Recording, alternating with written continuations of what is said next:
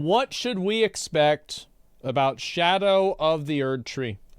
Yeah, so this is going to be a video about one image that appears in one tweet that simply tells us that Elden Ring's DLC is coming. And I'm going to try and make this a good video, because yes, I am going to present some truly unhinged speculation. Everybody was making jokes like this the second the announcement came out. I feel like people would not be happy if he didn't make a video like this. If there wasn't a 15-minute video about one screenshot. It's like you're obligated to do it. About the contents of the DLC, but most importantly, this is actually the perfect excuse to discuss a few things that we haven't dived into yet on this channel. For example, we've yet to discuss Torrent, whose mysterious origins are clearly being teased here. Well, he's a goat. I also want to talk about the dark side of the Erdtree. That's about it, right? Is absolutely a huge part of the lore already. So my goal in this video, even if my predictions are wrong, is to at least gear you up with some knowledge about the game's lore that you can take with you no matter where the DLC actually takes us. Okay. And my other goal with this video is to let you know that my art book is currently 10% off for a limited time. That actually is cool. First and foremost, let's talk about who is riding Torrent in this image. It's gotta be because Miquella, right? out of everything I talk about in this video, this is the thing that I'm most certain of. Now, at first, when I saw this, my mind went immediately to it being Queen Marika, because of that braided golden hair.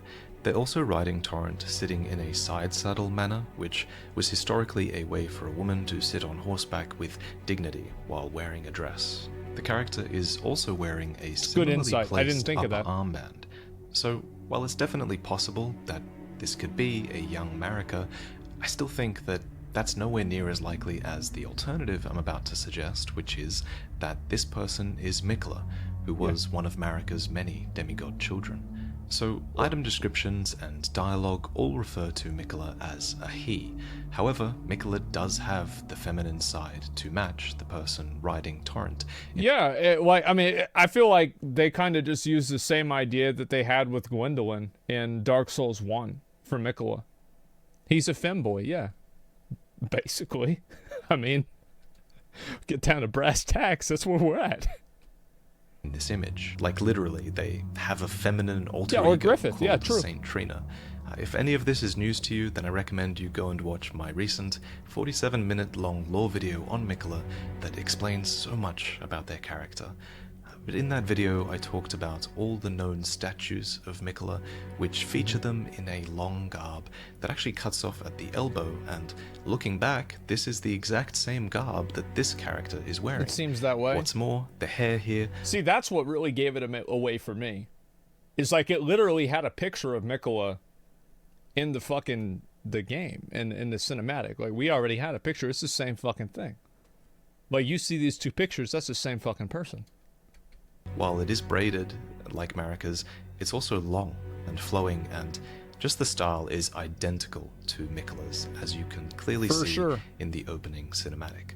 Marika's hair, by contrast, is always symbolically depicted as two standalone braids, and not to mention, depictions of Marika are always of her in full womanhood, but this figure is meek and they're childlike by comparison.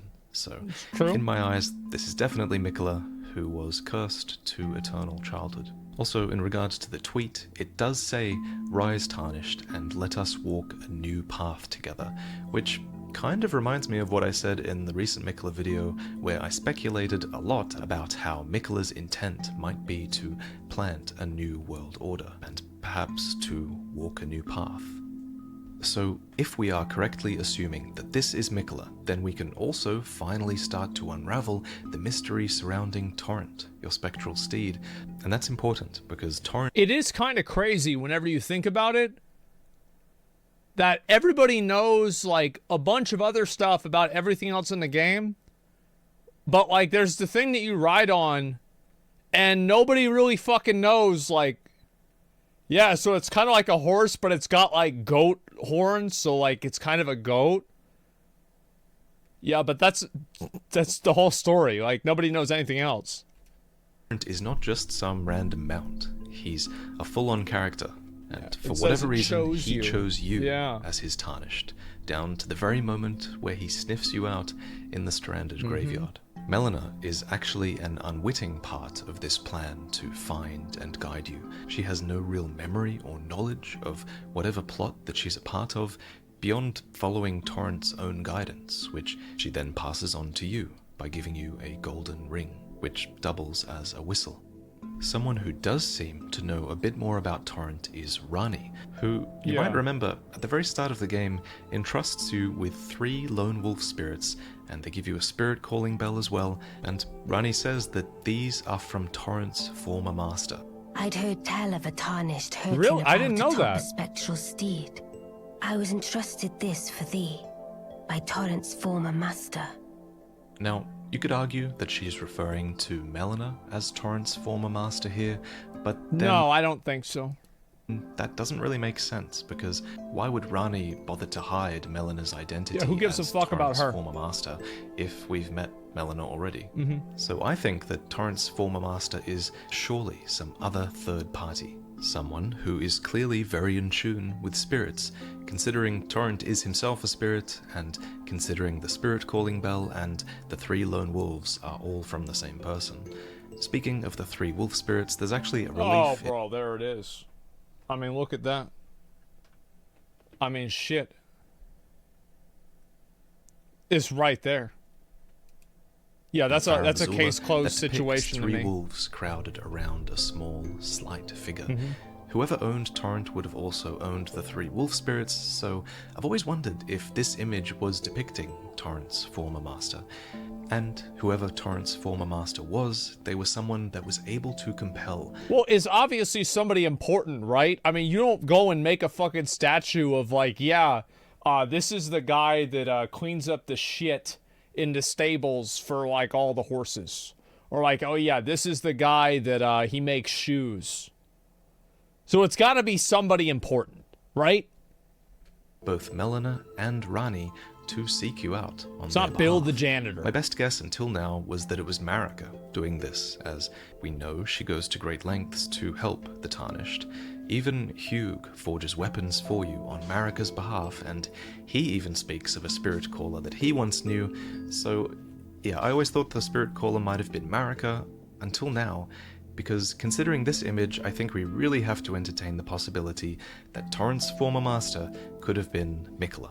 As you may know, I think that's Miquella what makes had sense. a famous ability to compel the affection and loyalty of others. So it's also very easy to think then that Ranni, Melina, Torrent, and even Hugh might have intervened to assist you on Miquella's behalf.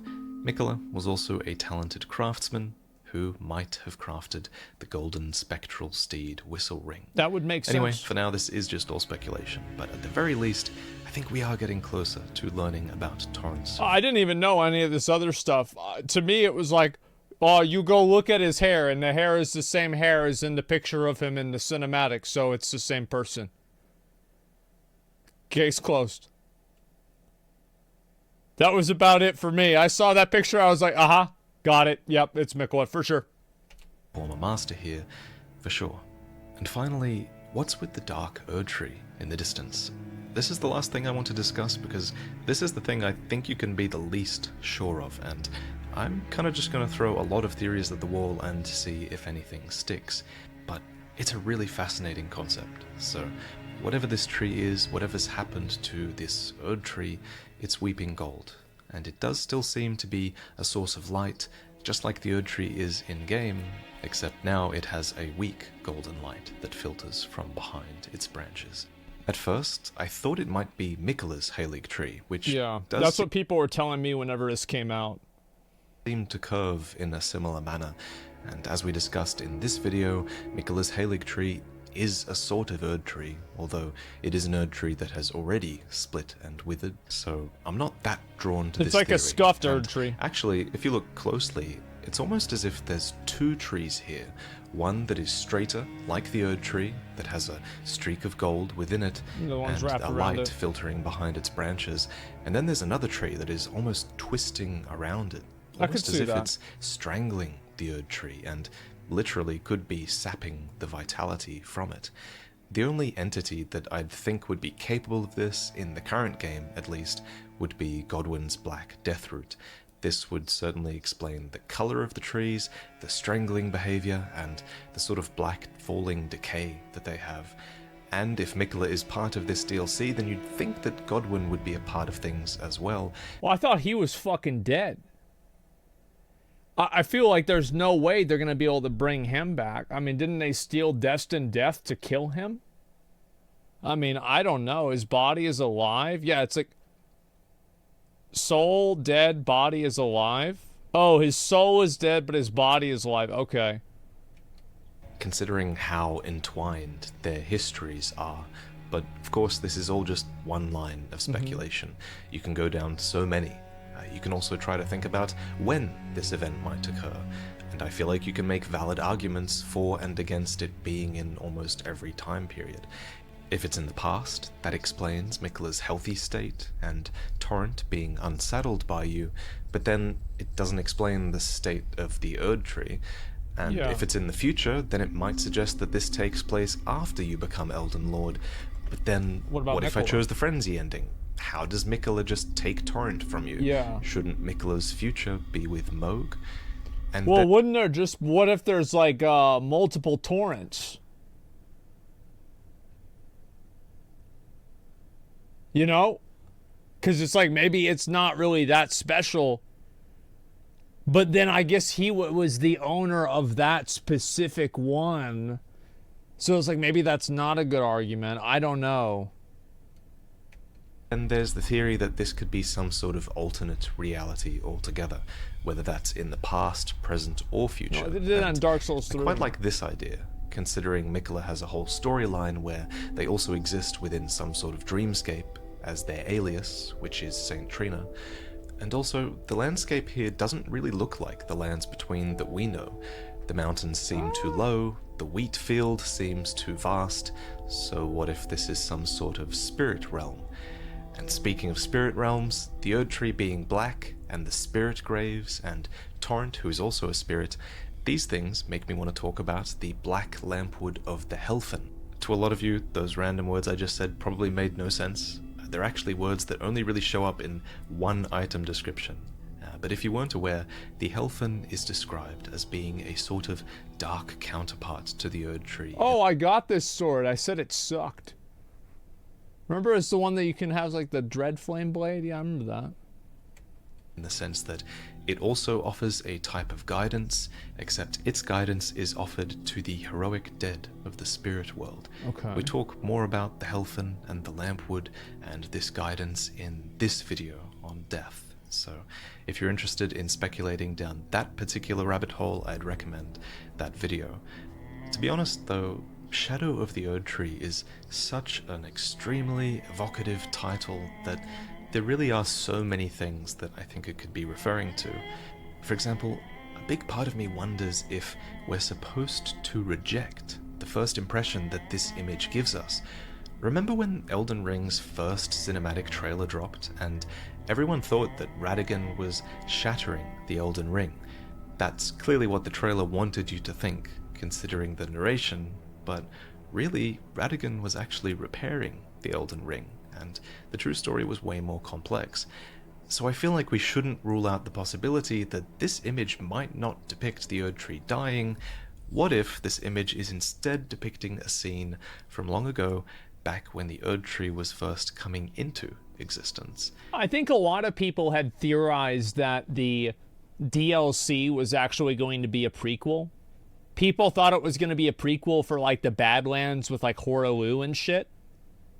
So I did. That's kind of what I had expected. Like, if you had asked me what's the DLC for Elden Ring going to be, before this announcement, that's what I would have said. Especially since they did the Coliseum PvP event. Or the DLC. This is an idea I put forward in is that ruled out? No, it's not. Lore video for Elden Ring. And in that video, and yeah, I Dark Souls 1 that was an back in the existing past great with tree the might have been taken over by the parasitic golden Erdtree. Oh, right. And lore video for Elden Ring. And in that video, I stated that an existing great tree might have been taken over by the parasitic golden Erdtree. And I admit, I was way too sure of myself when I presented that theory. I basically presented it as fact, which was wrong. However, I still think that that theory has some validity, because we do know that a crucible of chaotic life existed within the primordial Erdtree, and we know that the crucible was related to great tree ornamentation, as shown by the Crucible Knights. And there are suggestions that the great tree roots are a distinct thing from Erdtree roots, so I do think that it's worth considering that a great tree existed before the Erdtree, and that the Erdtree might have taken it over in a sense. Okay. So I do want to cautiously put forward that theory again for consideration. However, moving on, last theory on the Erdtree, I do want to mention that shadow and darkness are kind of already related to the Erdtree via the two fingers. Despite how ironic that might sound, right? You wouldn't think that darkness and shadow are related to this tree that is all about warmth and light and abundance, but darkness does play a part. Servants of the Two Fingers were known to cast spells such as Darkness and Assassin's Approach, which helped them in assassinating the Tarnished that had strayed from the guidance of grace. Not to mention the Two Fingers, being these envoys of the Greater Will, were capable of bestowing beastly, living shadows to prominent characters, most notably Ranni, who was given Blaidd, and Marika, who was given Malekith. So the title could be referring to these shadows, but again, I really am throwing all kinds of... Yeah, I think that would make sense for sure. I feel like the idea that Godwyn is like corrupting the Erdtree and killing it is probably... because it would make sense, because like if you look at the original trailer of Elden Ring, who are the characters inside of that trailer that you don't hear anything about? Well, we killed Sir Gideon. Hoarah is dead. But like the two characters that didn't really play much of a part at all were Godwyn the Golden and Miquella. That's it. Those are the two main characters. And if you go back to a lot of the old cinematics of these games, like Dark Souls 1 especially, you go through every single one of those characters. And I think Dark Souls 3 is the same thing. Ideas out now, so they really could be doing anything when it comes to the setting and the time period. Godwyn died before the Shattering, though? What do you think? That doesn't matter, though. But moving on from the Erdtree and Torrent and their rider, what else do we see in this image? Well, again, there are these ghostly graves with holes in their center. No, people are saying Godwyn got shanked before the start of the game.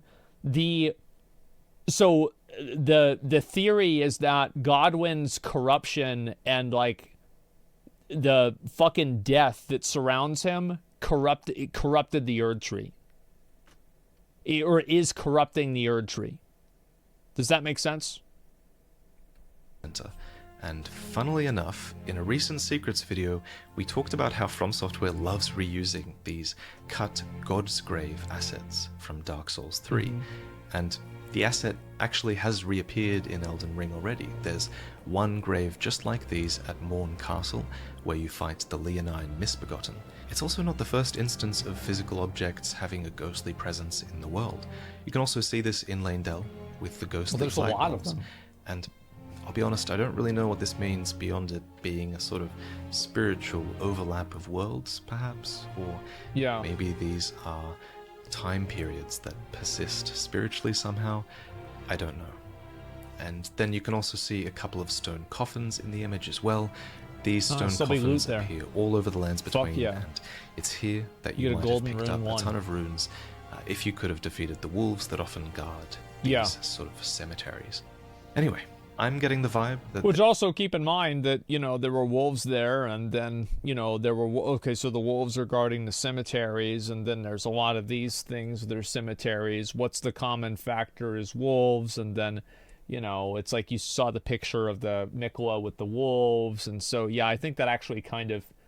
That's a point of argumentation for that, for sure. There's going to be quite a long wait until Elden Ring's DLC is ready. I'm kind of expecting the worst, but... I will be happy if it comes out this year. Hoping for the best. But I don't really expect a trailer anytime soon. I think the next most likely time would be around Summer Games Fest in early June. Yeah. But then they did drop this random announcement on a random Tuesday, so... Yeah, it's like we could just wake up one day, it's like, yeah, they released the DLC. Yeah, it's out. Who knows what From Software is thinking, honestly. Anyway, before I fall asleep, I want to quickly talk to you guys about version 2 of my art book, which is Soul Arts, which is currently 10% off for you all until the end of March, as long as you enter the code SOULARTS10 at checkout. If you're unfamiliar, Soul Arts is designed to be the ultimate art book for any fan of From Software's games. Holy It shit. enshrines the hard work of over 100 artists and tells unique stories that are inspired by these games. The book is split into 5 chapters, and each asks a question. What if Bloodborne 2 was real? What if you could explore other lands in Dark Souls? What other prosthetic tools could Sekiro have used? What is beyond the broken 6th Archstone of Demon Souls? Oh, And yeah. what did we think Yeah, whatever happened with that? Elden Ring would be back when we knew nothing? If you bought during the Kickstarter, you would have received version 1 of Soul Arts, which is still gorgeous with glossy pages and deep blacks and colors that look amazing in optimal lighting conditions. They sent me the Elden Ring book like this, and also the Path of Exile book. I got that one too, the art books of it. They're really cool. But version 2 uses a thicker, more matte paper that brings a few more details out of the darkness and makes for a slightly easier reading experience. But it's the same book in the end, even if it is a little bit thicker, and again, it's 10% off for a very limited it's really time, cool. so Holy make shit. use Maybe of I that should get one by of these. using the discount link in the description while you can. But thank you, as always, for watching, and I'll see you next time. Yeah, this is a good video, pretty much what I expected. I think some of these theories are pretty good. I didn't know about that sword and everything about it. And I also didn't really... I never put together, like, this painting with, like, the wolves. I never knew that Ranni said that it was Torrent, like, by the former master. Yeah, I don't know why I never heard that before. Like, yeah, this guy right here, VaatiVidya, I've watched a million of his fucking videos. If you like any Dark Souls, like, lore or anything like that, this is the guy. He's the guy that you want to watch. There's other people that make great videos about it too, and so maybe you'll find them as well, but this is where I would start. So yeah, he's the goat of Dark Souls. Yeah, exactly. Like, I've watched many, many, many of his videos. Actually found him through you. Yeah, I mean, I think a lot of people, like, whenever I was first playing it, like, a lot of people, it was like all their first time playing Dark Souls or seeing Dark Souls content whenever I first played it. And so, yeah, I watched a few of his videos back then. I've talked about him a number of times too. So, sure, people might have heard about him through me. And also, like, his channel's massive, right? He's got like 2.5 million subscribers. So, yeah, he's popping off. He's been doing great. So, I mean, that's about it. Vaati's huge. Yeah, he is. People love this content. They absolutely do. Because especially, like, the way that the stories are told. I think that, like, the Frenzied Flame video he did is, like, fucking such an S tier video. It's so fucking good, man. So, yeah. And they can't figure it out because they can't figure out the lore. Yeah, I think also, I mean... Yes, it's because people can't figure out the lore, but I think it's also because of the way the lore is designed and done. But yeah, it's probably a bit of both. So yeah, the lore is complex. Yeah, I think that the complexity of the lore definitely helps it along. Quest actually does research, not releasing fake and bad info a month after the game releases. Well, it's like not only that, but like I think that a lot of the... where the fuck is this thing? Oh yeah, there it is. I think that a lot of the people just like seeing chill content like this for Dark Souls because Dark Souls has such a big and like varied community of people. So it's not a surprise at all for me to see this. But yeah, and the lore is designed for community presentation. Exactly. Yeah, there you go.